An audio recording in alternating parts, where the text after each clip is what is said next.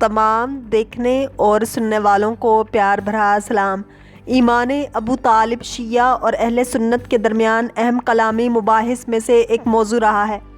تاریخی کتب اور روایات کے مطابق رسول خدا صلی اللہ علیہ وسلم کے چچا اور امیر المومنین حضرت علی علیہ السلام کے والد حضرت ابو طالب نے اسلام قبول نہیں کیا تھا اور حضرت صلی اللہ علیہ وسلم پر ایمان لائے بغیر حالت شرک میں دنیا سے رخصت ہوئے۔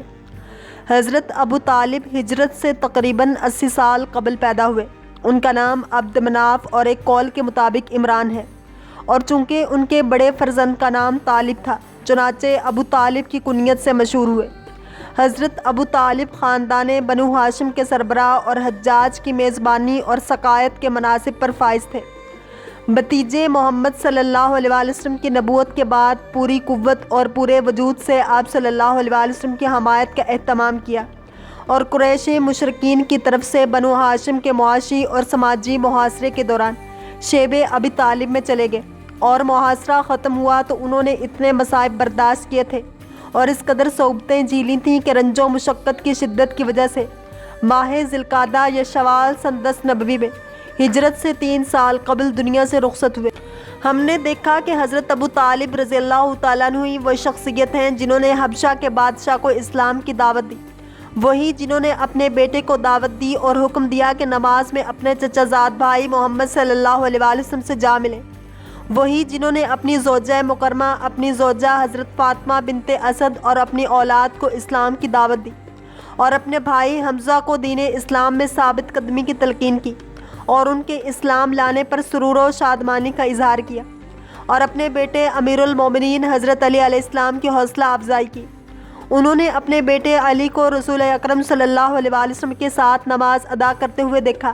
تو انہیں منع نہیں کیا، بلکہ اپنے بیٹے جعفر سے کہا کہ جا کر بائیں جانب سے ان کی جماعت میں شامل ہو جائیں اور نماز ادا کریں۔ انہوں نے رسول خدا صلی اللہ علیہ وسلم کا ساتھ دیتے ہوئے تمام مصائب کو جان کی قیمت دے کر خریدا، اور زندگی کے آخری لمحے تک آپ صلی اللہ علیہ وسلم کی حمایت سے دستبردار نہ ہوئے، اور حتیٰ کہ موت کے لمحات میں قریش اور بنو ہاشم کو جو وصیتیں کی وہ ان کے ایمان کا کامل ثبوت ہیں۔ جب حضرت ابو طالب رضی اللہ تعالیٰ عنہ کا آخری وقت ہوا اور قریش کے عمائدین ان کے گرد جمع ہوئے تو آپ نے انہیں وصیت کی اور فرمایا، اے گروہ قریش، تم خلق اللہ میں خدا کی برگزیدہ قوم ہو۔ میں تمہیں محمد صلی اللہ علیہ وسلم کے بارے میں نیکی کی وصیت کرتا ہوں، کیونکہ وہ قریش کے امین اور عالم عرب میں صادق ترین فرد ہیں۔ آپ صلی اللہ علیہ وسلم ان تمام صفات محمودہ کے حامل ہیں جن کی میں نے تمہیں تلقین کی ہے۔ وہ ہمارے لیے ایسی چیز لائے ہیں جس کو قلب قبول کرتا ہے، جبکہ دوسروں کی ملامت کے خوف سے زبان اس کا انکار کرتی ہے۔ خدا کی قسم، گویا میں دیکھ رہا ہوں کہ حتیٰ کہ دیہاتوں اور گرد و نواح کے لوگ اور لوگوں کے پسماندہ طبقات آپ صلی اللہ علیہ وسلم کی دعوت قبول کرتے ہیں اور آپ صلی اللہ علیہ وسلم کے کلام کی تصدیق کرتے ہیں اور آپ صلی اللہ علیہ وسلم کے امر نبوت و رسالت کی تکریم و تعظیم کرتے ہیں۔ اے گروہ قریش، آپ صلی اللہ علیہ وسلم تمہارے باپ کے فرزند ہیں، لہٰذا آپ کے لیے یار و جاور اور آپ صلی اللہ علیہ وسلم کی جماعت کے لیے حامی و ناصر بنو۔ خدا کی قسم، جو بھی آپ صلی اللہ علیہ وسلم کے راستے پر گامزن ہوگا اور ہدایت پائے گا، اور جو بھی آپ صلی اللہ علیہ وسلم کی ہدایت قبول کرے گا، سعادت و خوشبختی پائے گا۔ اور اگر میرے اجل میں تاخیر ہوتی اور میں دنیا میں زندہ رہتا تو آپ صلی اللہ علیہ وسلم کو درپیش تمام مشکلات جان و دل سے قبول کرتا اور بلاؤں اور مصائب کے سامنے بدستور آپ صلی اللہ علیہ وسلم کا تحفظ کرتا۔ حضرت ابو طالب نے بنو ہاشم سے وصیت کرتے ہوئے فرمایا، اے جماعت بنو ہاشم، حضرت محمد صلی اللہ علیہ وسلم کی اطاعت کرو اور ان کی تصدیق کرو تاکہ فلاح اور بہتری اور رشد و ہدایت پاؤ۔ اہل سنت کے مشہور عالم دین ابن ابی الحدید کہتے ہیں کہ تمام مسلمانوں پر حضرت ابو طالب کا حق واجب ہے، اور متعدد اسناد سے ابن عباس اور دیگر سے روایت کرتے ہیں کہ حضرت ابو طالب رضی اللہ تعالیٰ عنہ دنیا سے رخصت نہیں ہوئے حتیٰ کہ انہوں نے شہادتین زبان پر جاری کر دیں، اور ایک اور مقام پر کہتے ہیں، اگر حضرت ابو طالب نہ ہوتے تو اسلام کا نام و نشان نہ ہوتا،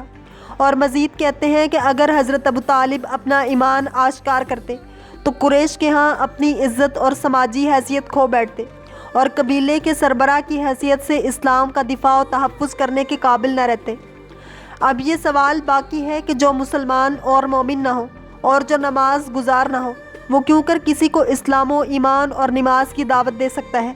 اور جو رسول خدا صلی اللہ علیہ وسلم کی رسالت پر ایمان نہیں رکھتا، وہ کیوں قریش اور بنو ہاشم کو دعوت ایمان دے گا؟ حضرت ابو طالب کے قصائد اور منظوم کلام اور حکیمانہ اور ادیبانہ منظوم اقوال تقریباً 1000 اشعار پر مشتمل ہے، اور یہ مجموعہ دیوان ابو طالب کے نام سے مشہور ہے۔ جو کچھ ان اشعار اور اقوال میں آیا ہے سب رسول خدا صلی اللہ علیہ وسلم کی رسالت و نبوت کی تصدیق و تائید پر مبنی ہے۔ علامہ امینی کہتے ہیں، میں یہ نہ جان سکا کہ رسول خدا صلی اللہ علیہ وسلم کی نبوت کی تصدیق اور رسالت نبوی صلی اللہ علیہ وسلم کی گواہی اور شہادت کو کس طرح ہونا چاہیے کہ حضرت ابو طالب کے اشعار میں تصدیق و شہادت پر مبنی بے شمار اور مختلف انواع و عبارتیں ملتی ہیں، جس کو شہادت و تصدیق اور گواہی و اقرار و ایمان نہیں سمجھا جاتا۔ ان بے شمار عبارتوں میں سے صرف ایک عبارت کسی اور شخص کی شاعری یا نثر میں پائی جاتی تو سب کہہ دیتے کہ یہ شخص مسلمان ہے، لیکن منکرین کے نزدیک اتنی ساری عبارتیں ابو طالب رضی اللہ تعالیٰ عنہ کے اسلام و ایمان کی دلیل نہیں ہیں، اور یہ انکار حیرت اور عبرت کا سبب ہے۔ ان اشعار میں سے ایک کچھ یوں ہے: اے شاہد الہی، گواہ رہنا کہ میں پیغمبر احمد صلی اللہ علیہ وسلم کے دین پر ہوں۔ یہ اللہ نے اپنے نبی محمد صلی اللہ علیہ وسلم کو عزت و کرامت عطا کی ہے، پس باعزت ترین اور بہترین خلق خدا لوگوں کے درمیان احمد صلی اللہ علیہ وآلہ وسلم ہیں۔ وہ ہیں جو بنو ہاشم میں سے بہتر و افضل ہیں، جنہیں زمانہ کہتے ہیں۔ میں نے اپنے پروردگار کے رسول یعنی انبیاء کی غیر موجودگی کے زمانے میں اللہ تعالیٰ نے رسول بنا کر بھیجا کہ مدد و حمایت کی۔ اپنی بجلی کسی تلوار سے اللہ کے رسول صلی اللہ علیہ وآلہ وسلم کی پشت پناہی کرتا ہوں، اس حامی و پشت پناہ کی مانند جو اپنے نبی صلی اللہ علیہ وآلہ وسلم کا ہمدرد ہے۔ اہل سنت کے متعدد مورخین و مفسرین اور محدثین نے رسول اللہ صلی اللہ علیہ وآلہ وسلم کی طفولیت کے زمانے میں آپ صلی اللہ علیہ وآلہ وسلم سے حضرت ابو طالب رضی اللہ تعالیٰ عنہ کے توسل اور آپ صلی اللہ علیہ وآلہ وسلم کے صدقے اللہ سے بارش کی التجا کے واقعے کی طرف اشارہ کرتے ہیں۔ جہلمہ بن عرفتہ سے روایت کرتے ہیں کہ جہلمہ نے کہا، ہم مسجد الحرام پہنچے اور دیکھا کہ قریش گروہ گروہ کھڑے ہو کر اونچی آواز سے بارش طلب کر رہے تھے۔ ان میں سے ایک نے کہا، لات و عزیٰ سے مدد لو، دوسرا کہہ رہا تھا منات سے، جو ان میں تیسرا ہے سے مدد مانگو۔ ایک خوبصورت خوش چہرہ اور نیک رائے معمر شخص نے بڑھ کر کہا، تم کدھر بھٹکتے پھرتے ہو، جبکہ ابراہیم علیہ السلام اور اسماعیل علیہ السلام کی ذریت ہمارے درمیان موجود ہے۔ لوگوں نے کہا، کیا تمہاری مراد ابو طالب ہے؟ معمر شخص نے کہا، ہاں۔ چنانچہ سب نے حضرت ابو طالب رضی اللہ تعالیٰ عنہ کے گھر کا رخ کیا۔ میں بھی ان کے ہمراہ روانہ ہوا۔ ہم نے حضرت ابو طالب رضی اللہ تعالیٰ عنہ کے گھر پر دق الباب کیا تو ایک خوش رو مرد باہر آیا، جس کا چہرہ بظاہر بھوک کی وجہ سے پیلا پڑ گیا تھا، اور ان کے بدن پر ایک جامہ تھا جس سے انہوں نے بدن ڈھانپ رکھا تھا۔